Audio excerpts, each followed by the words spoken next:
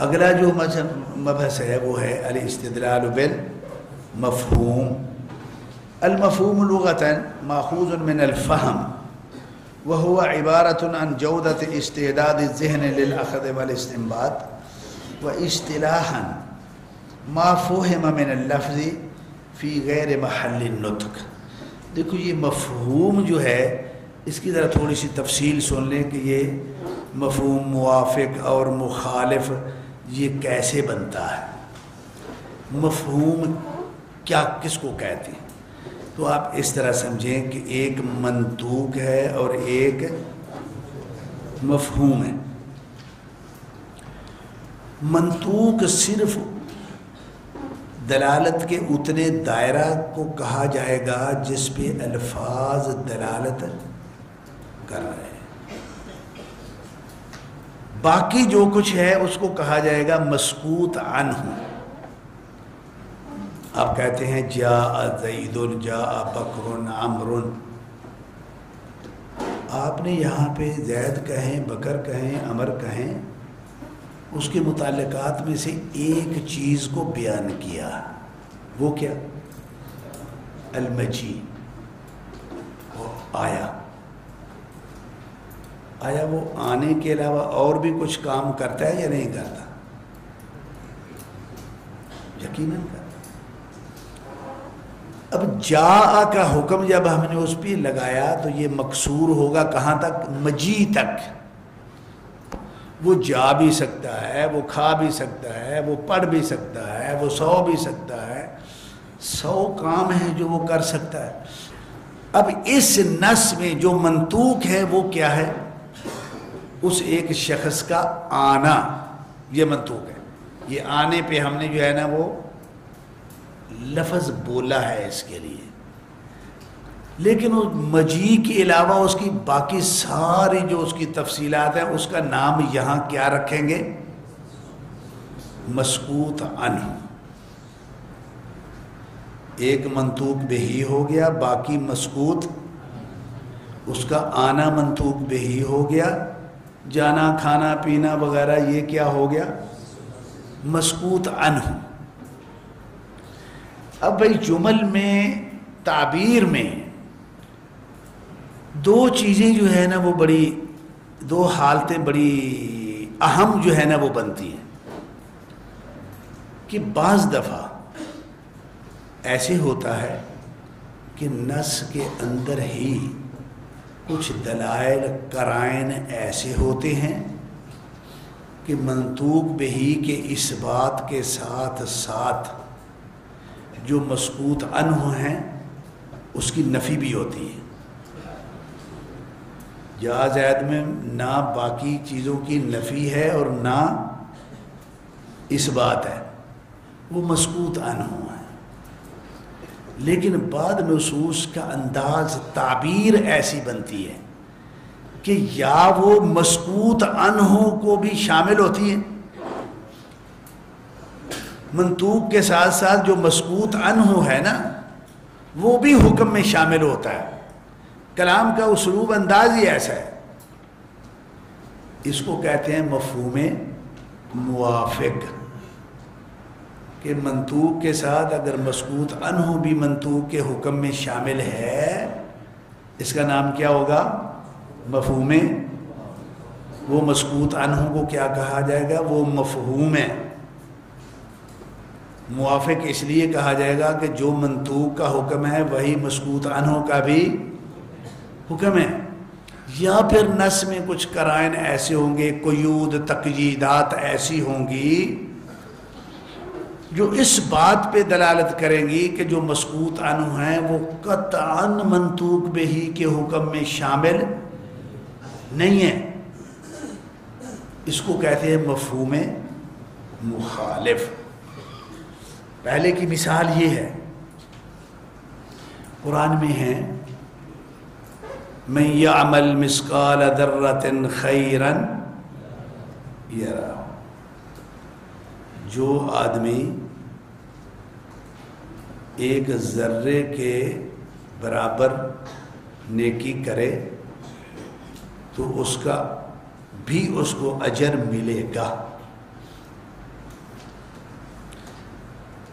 اس نس کی روح سے اتنا تو منطوق بہی ہو گیا نا، اس نس کی روح سے ذرہ کے برابر خیر، اس کی علاوہ جو کچھ بھی ہے وہ کیا ہے؟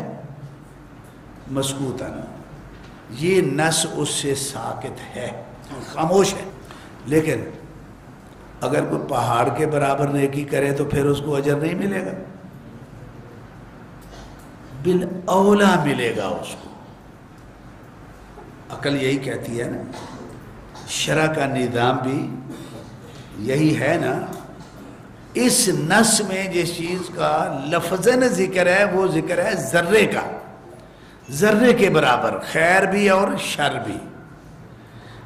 لیکن یہ نس خاموش ہے ما فوق الذرہ کے حق میں، لیکن شرعی مزاج، دوسری دلائل اس کا تقاضا کیا ہے کہ جو ما فوق الذرہ ہے وہ بالاولا اجر اور مواخذہ کا حق ہے۔ اب اس میں جو مسکوت عنہ ہیں یہ منطوق بہی کے ساتھ حکم میں موافق ہوا یا نہیں ہوا؟ اس کو مفہوم موافق کہتے ہیں۔ اس کا نام کیا ہے؟ مفہوم موافق۔ اسی کے ایک دوسرا نام ہے، اس کو تنبیہ من ادنا الی الاعلی کہتے ہیں، کہ کم از کم چیز کا حکم بیان کر کے مقصود یہ ہوتا ہے کہ اس سے جو بڑی ہے وہ بالاولا اس کا یہ حکم ہوگا، یہ تنبیہ من ادنا الی اعلی۔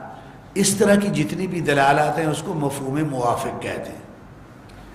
اب پھر اس میں ذرا ایک تنویع ہے کہ بعض دفعہ مفہوم موافق اولوی ہوتا ہے کہ منطوق بہی سے مسکوت عنہ کا حکم بالاولا جو ہے وہ اس میں شامل ہوتا ہے۔ اب ذرہ کے برابر اگر نیکی اور برائی کریں تو اس پہ جو ہے نا وہ اجر و ثواب اور مواخذہ اگر ملنا چاہیے، تو جو پہاڑوں کے برابر ہے نیکی ہو یا وہ برائی وہ بالاولا ہونی چاہیے، تو اس کو کہا جاتا ہے مفہوم موافق اولوی۔ اب اسی طرح قرآنی نص میں ہے کہ بھائی اپنے والدین کو لا تقل لہما اف نہیں کہنا۔ اب اف جو ہے، تعفیف جو ہے، یہ تو بہت ایذاء کی جو انواع ہیں اس میں بڑی خفیف قسم کی نوع ہے۔ یہ والدین کو ماریں تو پھر ٹھیک ہے، ان کو بھوکا رکھیں تو بیٹے اف نہیں کہی، لیکن اور جو انواع الایذاء ہیں وہ ساری استعمال کر لیں تو ٹھیک ہوگا نہیں۔ یہ ایک انداز بیان ہے کہ آپ چھوٹی سی چھوٹی معمولی چیز کا حکم بیان کر کے یہ تنبیہ کر رہے ہیں کہ جو اس سے بڑی ہوگی وہ بالاولا جو ہے وہ قابل مواخذہ ہوگی۔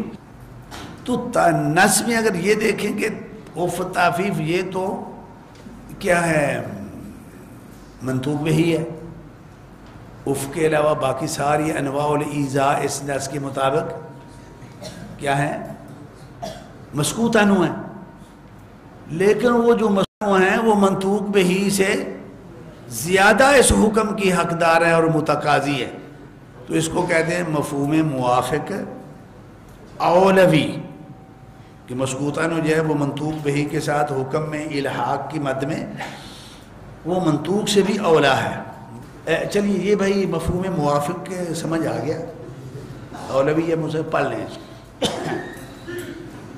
تو تیسرا مبحث ہے الاستدلال بالمفہوم، وہ مفہوم موافق ہوگا۔ یہ تعریف اس کی یہ ہے، ما یکون مدلول اللفظ فی محل السکوت موافقا لمدلولہ فی محل النطق وهو على حالتين، الاولى ان يكون المسكوت عنه اولى بحكم المنطوق به ويسمى بالمفهوم الاولوي، كما في قول الله سبحانه وتعالى من سورة الزلزلة فمن يعمل مثقال ذرة خيرا يره ومن يعمل مثقال ذرة شرا يره، والثانية أن يكون المسكوت عنه مساويا لحكم المنطوق به ويسمى بالمفهوم المساوي، كما في قول الله سبحانه وتعالى من سورة النساء إن الذين يأكلون أموال اليتامى ظلما إنما يأكلون في بطونهم نارا اب یہ یتیم کا مال کھا کے ضائع کرے یا کسی اور کو کھلا دے یا کسی اور کو دے دے، یتیم کو محروم اس نے کر دیا کھانے کے، یہاں جو منطوق بہی صورت ہے وہ یاکلون کی ہے،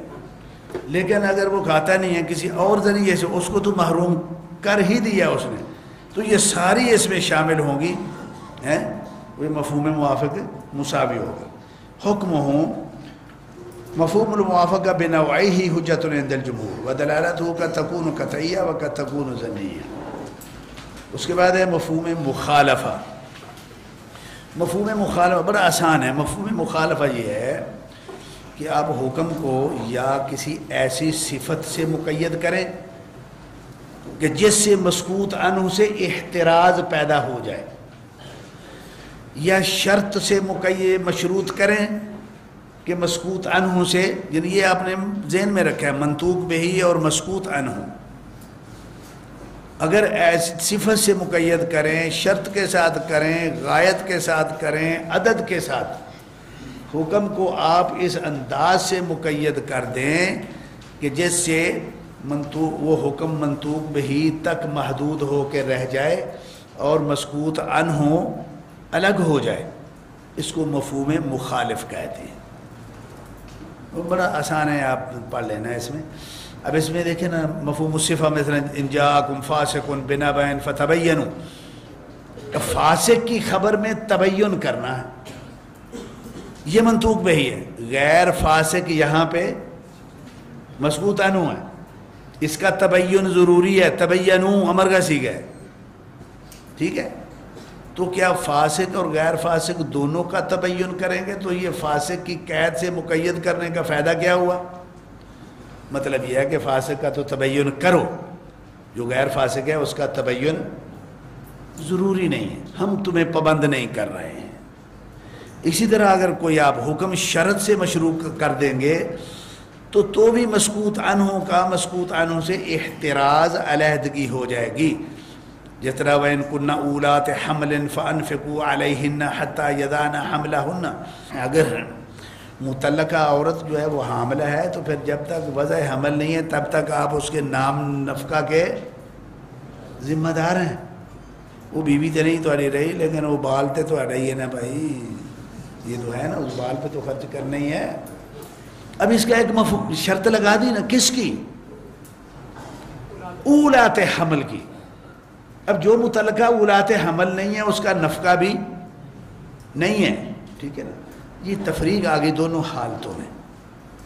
اسی طرح آپ کسی غایت سے مقید کریں، فَاعْتَزِلُوا النِّسَاءَ فِي الْمَحِيضِ وَلَا تَقْرَبُوهُنَّ حَتَّى يَطْهُرْنَ، یہ انتہائی غایت ہے کس کی؟ اعتزال کی۔ تو ما بعد الغایہ کا جو حکم ہے وہ ما قبل الغایہ کے حکم سے الگ ہو گیا نا حکم میں، یہ مفہوم مخالف ہے۔